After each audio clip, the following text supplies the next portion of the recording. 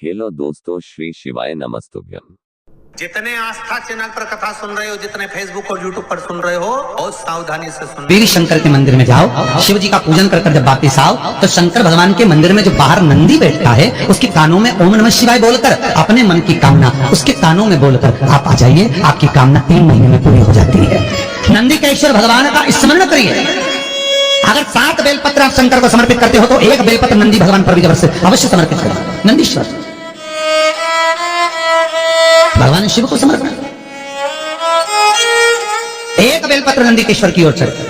और बहुत ध्यान दीजिए महाराज, अगर कोई काम अटक रहा है, नहीं हो रहा, बहुत प्रयास करा, तो भगवान शंकर के मंदिर में 5 बेलपत्र चढ़ाइए। और शंकर भगवान की जो छोटी लड़की है अशोक सुंदरी, आपको बताया था ना, अशोक सुंदरी का स्थान, भगवान शंकर की 6 लड़कियां हैं, उसमें से सबसे छोटी लड़की अशोक सुंदरी की जगह पर 1 बेलपत्र चढ़ाइए। फिर 1 बेलपत्र नंदीकेश्वर पर चढ़ाइए। और नंदीकेश्वर पर चढ़ाने के बाद भगवान शंकर के मंदिर के बाहर चौखट पर दिया लगा दीजिए साइड में, और फिर अपने घर पर आ जाइए, आपका कार्य सफल होना प्रारंभ हो जाए। नंदीकेश्वर भगवान नंदीकेश्वर का स्मरण कर लेने पर जीव आनंद सुख की अनुभूति करता है, आनंद सुख को पाता। भगवान नंदीकेश्वर का पूरी दुनिया में केवल एक केदारनाथ ही एक ऐसा है जहां पर ओम कुंड विराजमान है। कौन सा कुंड है वहां पर? ओम कुंड। जो बच्चा हकलाता है, तोतला बोलता है या गूंगा होता है, जिसकी वाणी नहीं होती, वो अगर ओम कुंड पर जाकर ओम बोलने का प्रयास करता है तो जितनी देर तक उसके मुंह से घुन्न की आवाज निकलती है उतनी देर तक ओम कुंड में से पानी का बुलबुला निकलता रहता है। और 7 या 8 बार बोलने से व्यक्ति हकलाना छोड़ देता है, तोतला बोलना छोड़ देता है और उसकी वाणी आ जाती है। वो ओम कुंड केदारनाथ जी में बसता है। कहां बसता है? केदारेश्वर। जब सीता जी विवाह कर आई, कौशल्या जी ने कहा, जानकी, हे जानकी, हमारे यहाँ की रीति है, घर में बहू पहली बार आती है तो मीठा भोजन बनाती है। जाओ, या तो खीर बनाओ, या मीठी भात बनाओ, या मीठी चूली बनाओ, कुछ भी करो, हलवा बनाओ, सीरा बनाओ, पर मीठा बनाओ, बनाइए। जाओ जाओ जाओ। सीता मैया गई और माता जानकी ने खीर बनाई। क्या बनाई माता जानकी ने? जम के बोलो जरा, खीर। और सीता जी ने खीर बनाई, कौशल्या, कैकेयी, सुमित्रा, दशरथ जी सबको दे दी, सब खाने के लिए बैठे। और जैसे ही खीर खाने के लिए बैठते तुरंत एक तेज हवा का संचार हुआ। बहुत तेज हवा चली, बहुत तेज। और जैसे ही हवा चली, एक कचरा दशरथ जी के कटोरे में खीर में जाकर गिर गया। एक दिन का एक कचरा दशरथ जी के कटोरे।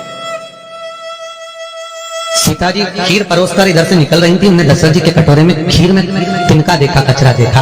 तो सीता जी को लगा, पहली बार तो मैं अपने ससुर को भोजन करा रही हूँ, पहली बार तो मैं अपने ससुर को भोग लगा रही हूँ। अगर ससुर के कटोरे में कचरा दिखेगा, तिनका दिखेगा, तो ससुर क्या कहेंगे? ये ससुर कहेंगे क्या कि मेरी बहू ने मुझे खाना दिया, भोजन दिया और उसमें भी कचरा दे दिया, और पहली बार तो मैं भोजन दे रही हूँ, करूं क्या? सीता जी रसोई घर में गई और रसोई घर में जाकर माता जानकी ने, माता सीता रसोई घर में पहुंचते सीता जी झरोके में से, खिड़की में से जो कटोरे में तिनका पड़ा था खीर के अंदर, मां जानकी उस तिनके को निगाहों से देखने लगी। ऐसी निगाह से जानकी जी ने देखा, सीता ने देखा कि वो कचरा कटोरे के अंदर ही जलकर भस्म हो गया। वो तिनका कटोरे में ही जल गया, बस। अब तिनका कटोरे में जब जलकर भस्म हुआ, दशरथ जी ने देख ली। और दशरथ जी ने देखा, तुरंत दशरथ जी उठकर सीता के पास में गए। तुरंत, जानकी, जानकी, पिताजी आप आए हो, आओ बैठो। पिताजी रसोई घर में आया, मुझे बुलाते मैं आती दौड़कर। आप रसोई घर में क्यों आए पिताजी? कैसे आना हुआ? कैसे आए हो? बोलो। दशरथ जी ने कहा, बहू आज तुझसे कुछ मांगना है। पिताजी मुझसे? आज तो मैंने पहली बार आपको मीठा भोजन बनाकर खिलाया है, बहू को कुछ देना चाहिए, और आज ससुर मांगने के लिए आए। मेरे ससुर मांगने के लिए आए हैं, राजा दशरथ आज सीता से मांगने के लिए आए हैं, ये क्या? बहू आज मुझे तुझसे कुछ मांगना है, देगी? हाँ पिताजी, मांगो, क्या चाहिए? सीता, पहले राम की सुगंध था कि तुझसे जो मांगूंगा तुझे देना पड़ेगा। सीता जी कहती हैं प्रभु पिताजी मैं भले सुगंध न खाऊं पर जो मांगोगे दे दूंगी, बोलो क्या चाहिए। बोलो ससुर जी आपको क्या चाहिए, पिताजी क्या चाहिए। दशरथ जी बोले वचन तो देना पड़ेगा, पहले वचन दे। वचन देती हूँ पिताजी। ये सीता अपने ससुर दशरथ को आज वचन देती है, जो रसोई घर अन्नपूर्णा में जो आप मंगोगे मैं दूंगी। तो दशरथ जी ने कहा तूने वचन दिया है सीता, तो मुझे आज वचन के रूप में दे दे कि जैसे आज तूने कटोरे में पड़े हुए तिनके को देखा ऐसा किसी दुश्मन को भी मत देखना, वचन दे।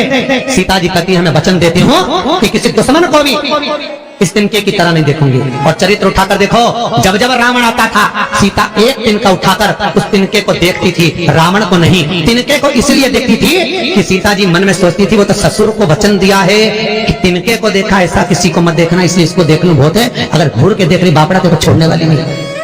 तिनके को देख, तेरे को तो मैं यूं ही निपटा दूं, एक मिनट नहीं लगे।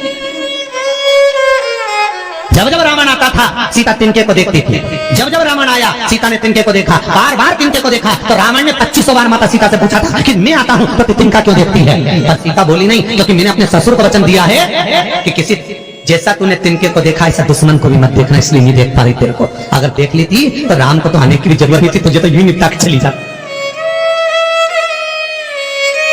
श्री गुरु जी के उपाय जानने के लिए हमारे चैनल को सब्सक्राइब जरूर करें। धन्यवाद।